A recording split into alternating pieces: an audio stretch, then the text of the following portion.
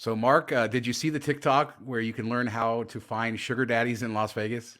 It felt more like where to find a sausage fest to me. I mean, if you're just looking for a place where old dudes hang out, doesn't mean they have money. There's lots of poor old dudes in Vegas, so I don't know. But sausage fest away. So, according to this one TikToker, Stadium Swim, I think that makes sense. We saw a lot of sort of, Yeah. wealthier men there. Carver Steak, which just opened at Resorts World, and then Virgin Hotels. Those are the three Yeah, places. that one I'm not sold on. Like Virgin Hotels is where just old people that don't want a lot of noise and action going on go. I guess. I So, guess. old sugar daddies, there you go.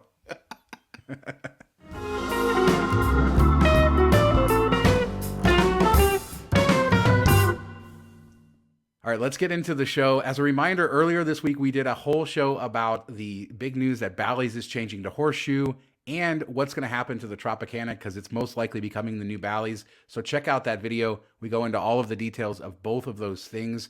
But let's talk about Virgin Hotels really quick. They finally, they made such a big deal when they launched the hotel that there wouldn't be a resort fee, that they were doing things different. Didn't last too long. They initiated a $45 resort fee this week. So yeah, just another Vegas resort fee, I guess. Yeah, and it's kind of bizarre. They go from none to like right near the top level. Like you're not easing into this, like $25 or whatever. It's like all the way in there. And when they came out, they're like, "Oh, our mini bar is going to be regular prices and all this stuff, like very consumer friendly." And we've talked about how they're having issues filling the hotel. So now you're going to charge more, I guess. I don't get it. Maybe if they would have said, "Hey, the bars included with the resort fee," that'd be cool. Then I could see it. At least you're killing two birds with one stone there, and there will be a lot of people that just won't use it. But at least you can say I offered value for this thing to just do it for just to do its sake. It's annoying. I mean, we know that they do this because the OTAs, people booking through like the Orbitz, Travel, Velocity, and Expedia and all that, they don't have to pay a fee, a percentage back to those sites with these resort fees. So that's probably the gist of it. Hopefully, we see the rates stay about where they were without resort fees when the two are combined, but it's always a little bit deceptive. Yeah, I think that they learned a lesson that Caesars Entertainment learned, years ago. Right after the recession, like, 09, 10, somewhere in there, MGM Resorts starts charging resort fees and they kind of become more widespread. And Caesars did the same thing. They made a whole advertising campaign. We have no resort fees. And they realized that they couldn't compete in the market because people shop on that base level rate. And by putting the resort fees separate, you can advertise a lower rate. And we know there's been a lot of deceptive advertising, but I think Virgin just realized that they can't compete without a resort fee because their rates are going to be higher when you factor in, everything. A lot of people just aren't combining those numbers. But as you say, A lot hopefully of people they're just aren't smart. well, I think now people are a little bit more savvy with resort fees, and I feel like Virgin just realized, there's just no major resorts in Las Vegas. There are some, there's some local hotels, there's some downtown hotels. There are a few places that don't charge resort fees, but no kind of first class resorts, and that's what Virgin's trying to be. Certainly, they spent a lot of money to rehab it, and it's not a surprise. But the good news is MGM Rewards came this week, and not to plug another video, but we have a whole MGM Rewards video on the channel talking about all of the good, the bad, the ugly with the new program. The good with the new program is if you have gold status, you do not pay resort fees when booking direct with MGM. And Well, as long as you go to the front desk and fight it.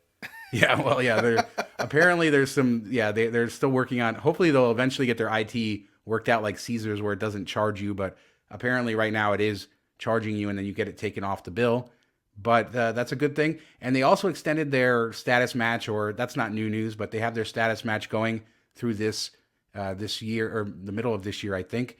And there's ways to get gold status fairly easily, right? Or there's ways to get diamond status with Caesars. You could then match to M Life Gold. You wrote a whole article about that. So while Virgin's charging resort fees, there's now a way to get MGM resorts with no resort fees if you do a little work, get that gold status. That's a big improvement, I think. Yeah, there's a way to get MGM gold status, and there's a way to somewhat easily get Caesar's diamond status, at least for a lot less than you would have to do by gambling at the casino.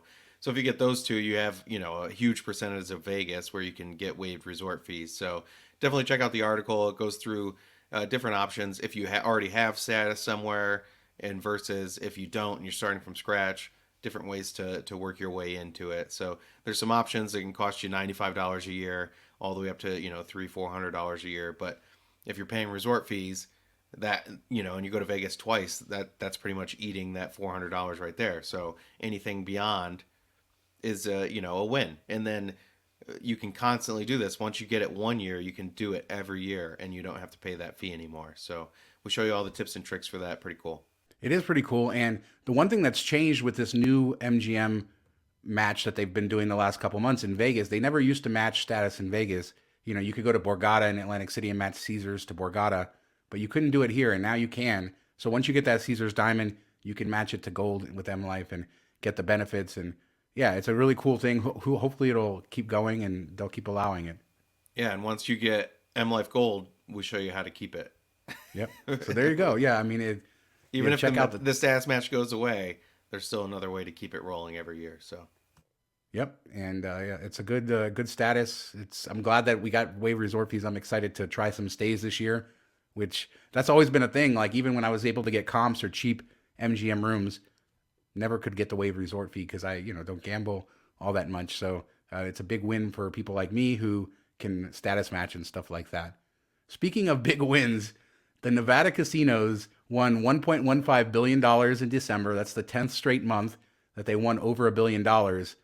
And they won $13.4 billion in 2021. That is $1.4 billion more than in 2019 before the pandemic. They have, I think visitorship was down about 24% from 2019. So 24% less people, more money. They're winning.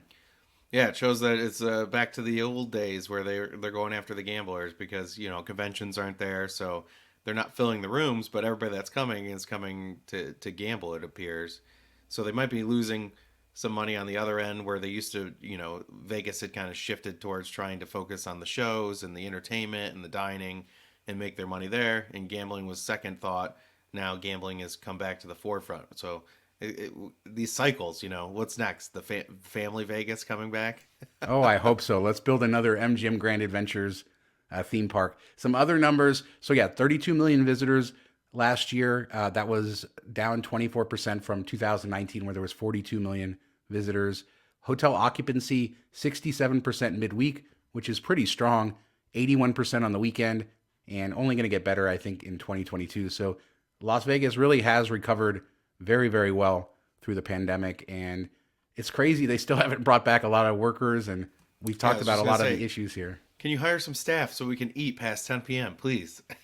Yeah, it seems like they want their cake and eat it too, right? They're getting these record revenue numbers, yet they're still sort of in pandemic times, and it does affect the experience. And who knows if it's going to affect whether people come back, or when you come here and don't have a great experience, or things aren't all open. Are people not going to come back as often?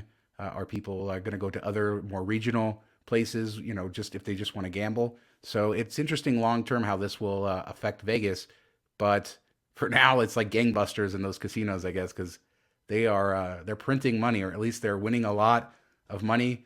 And just a reminder for all the gamblers out there, I was always told when I moved to this town, those big buildings aren't built with the winnings of gamblers. And this number proves that over $1 billion a month the last 10 months, casinos are doing quite fine. Yeah, it is crazy to see that it's better than 2019, which you wouldn't expect because visitors are down still quite a bit. But hey, people are bringing money, so who knows? Yeah. But we've seen it even. They're making this gambling revenue, and a lot of the perks for gamblers are even not even restaurants and stuff, but like Laurel lounges have not opened again yet, which doesn't make any sense when you're bringing in this type of gambling revenues. And the shows, the free show tickets, they still are limited to Bodies and High Roller. When most of the shows are back, there's no capacity issues. So you're taking this money from the gamblers at rates that are before what they were several years ago, and you're not giving any of that stuff back. I find it kind of crazy.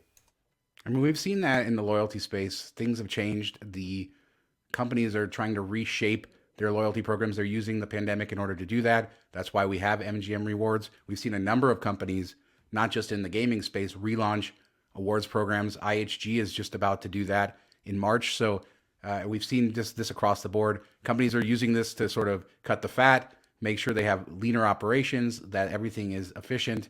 Corporate America at its finest, and Las Vegas is a perfect example of corporate ownership all and down, up and down the strip. So we'll see how it goes, but let's bring back those people, yeah, and certainly they're winning enough money. Now, some other good news, I guess, is Katy Perry at Resorts World added 16 new shows. I guess. No, well, we talked a few weeks ago. They were really having trouble selling the tickets. I showed a video of it, how many tickets were available that week. So not really disputed there. But the reviews for the show were excellent, and they were struggling to sell tickets at a time where Vegas was really empty and everybody was struggling to sell tickets. Some shows went dark. So I think it had less to do with Katy Perry than it did to have to do with the timing. And the reviews were really spectacular. She went on SNL, did a kind of a similar version with the dancing mushrooms. I think that she's getting the hype up, and this will probably be successful. I'm thinking, hopefully. Well, Adele left a big vacuum that people want to go to shows, so that helps. As well as since they were having issues selling tickets, I'm not surprised they added more shows because they're paying these people big money, so they need that extra revenue to kind of offset their costs. And I do think she's a big enough name, and she puts on a good enough show that I think it will be successful, and hopefully it keeps getting pushed out. The Adele stuff still seems kind of crazy. I heard over $100 million lawsuit if she doesn't start it back up. So who knows what's going on there? But I don't know how that doesn't happen at some point. I'm sure there's negotiations behind the scenes on all levels. And there was a lot of rumors this week that it was her boyfriend that caused it.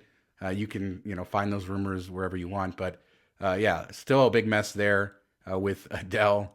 And downtown, I want to pivot to downtown. Vital Vegas posted some pictures this week about how empty Main Street Station was. And before he did that, Jasmine and I had visited there earlier in the week. And, during the week, the buffet isn't open. The brewery restaurant isn't open. So there's really nowhere to eat there. The table games aren't open. So it's basically just a casino and a bar. They have the beer there at the bar, so you can get their beers. But the beers are up to $5 now, I think. $5 or $6. It used to be they took away the only good thing, Shawn. Yeah, and they took away a lot of. I'm not a video poker player, but I know they took away a lot of the good video poker at that bar as well. But with all that said, it's so cool to visit there. You get to go into the bathroom, you get the Berlin Wall, you get to pee on the Berlin Wall. That's a lot of fun. But you're not gonna spend any money because there's nothing to spend money on. Nothing's open. Wait, but I always want to get good video of the Berlin Wall thing, and there's always people in that bathroom. But because it was dead, I had plenty of time in the bathroom by myself to film it without anybody there. That's what people are seeing right now. They're seeing the B-roll of the Berlin Wall in there. But you also get to go upstairs. Yeah. You got Winston Churchill's snooker table, old slot machines there. There's a lot of cool stuff. If you've already seen it once, you're not going to walk back over there to see the Berlin Wall again. I do it every time. I know you're a weirdo though. But I'm saying most people are yeah, peed on the wall. Cool. We don't need to go back over there. It's a couple blocks off of Fremont. It's not like you're walking by it anyway. You have to kind of go out of your way to get there. And then when you get there, there's nothing there. It's basically they could just open up a hallway and throw some slot machines in and be like, hey, here you go. Here's our casino. So it's crazy. And then even on the weekends, they say the table games will close around 1.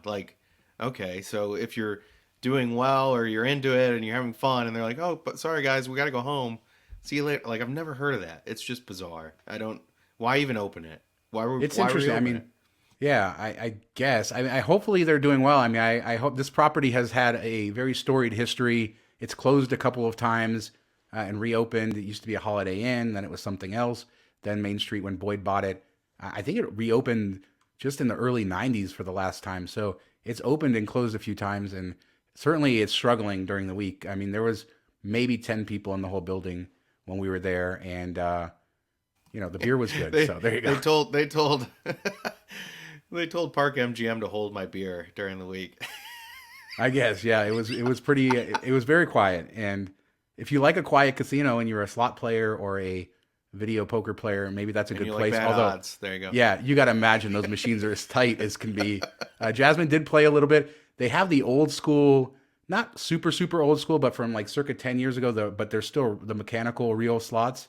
They're kind of a mixture of electronic and mechanical. The 5 reel slots that Jasmine likes. So she played a little bit there, $20 or something, and lost it.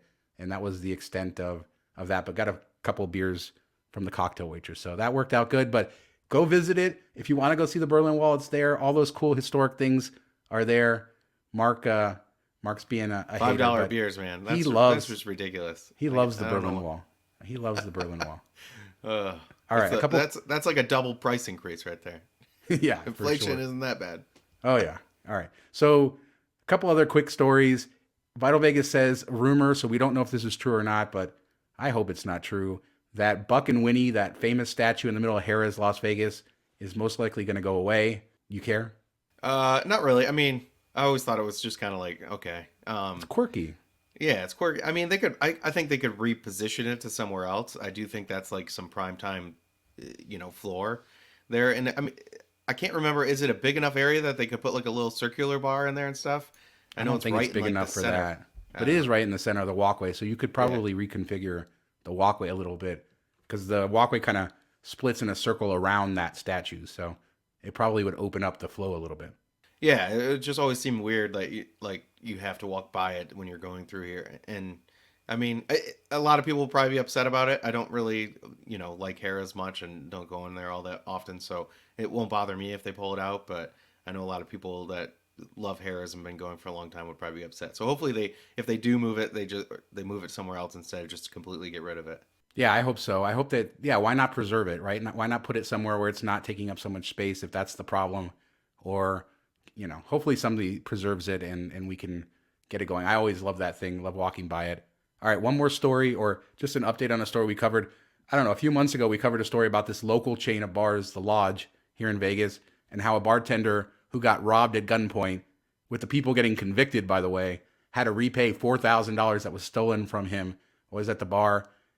The Lodge, never responded, right? This went viral on media, so everything. They still never gave him his money back or whatever, so he's suing them, which is great, but I'm just going to use this as an opportunity to remind people that I'm personally never going to go to those places again, and I don't think anybody should. Just a terrible, terrible place. And for them to have all this time to correct it after it got all the attention in the media and everything, standing their ground, it's ridiculous. It's quite ridiculous, and nobody should give them a dime. So just a reminder of that. And the crazy thing is, like, this had happened several times. Like, it wasn't like a one-off thing. Like, they knew they had an issue with robberies, and they didn't do anything to do it. Like, protect your employees. One, you're putting them in harm's way, and then you make them repay your faults. Like, it's crazy. They should lose that lawsuit easily. Hopefully they do, and the person gets their money back. I would have never paid it. I would have said, hey, you know what? See ya. Thanks, but no thanks. And, so hopefully they go out of business. Yeah, I mean, they're doing a lot of bars. There's a lot of them around Hopefully they town. pay him back, and then they go out of business. How about that? Yeah, I mean, at least we're doing our part, trying to spread the message so people don't go to these places, because it's ridiculous how they are, and we don't like that. So yeah, stay away.